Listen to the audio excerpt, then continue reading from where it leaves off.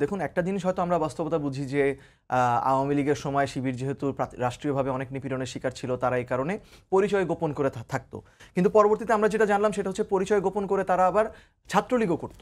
এবং এখন আব্দুল কাদেরের স্ট্যাটাসের মাধ্যমে আমাদের এরকম একটা অভিযোগ আমরা পেলাম যে শুধুমাত্র তারা ছাত্রলীগ করতো তা না, তারা ছাত্রলীগের সাথে মিলে বিভিন্ন নিপীড়নমূলক কর্মকাণ্ড যুক্ত হতেন এবং সেই নিপীড়নমূলক কর্মকাণ্ড যারা করেছেন তাদের জন্য আবার তদবির করতে এখন শিবিরের একজন স্বনামধন্য নেতা এগিয়ে আসছেন। সালমান আবার অস্বীকার করেছেন আজকে ফেসবুক স্ট্যাটাসে। তিনি এটা অভিযোগ, এই জন্য আমি বলছি অভিযোগ রয়েছে। এখন বাস্তবতার সত্যটা কি সেটা তো আসলে পরবর্তীতে হয়তো বের হবে।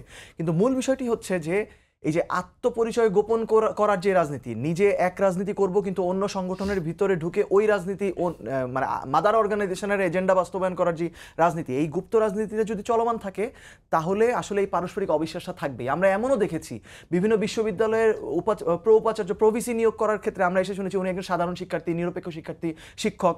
পরবর্তীতে আমরা যে দেখলাম উনি আবার আসলে ওই বিশ্ববিদ্যালয়ের জামাতপন্থী শিক্ষক। এই ঘটনাও আমি নিজে সাক্ষী আছি এরকম ঘটনার।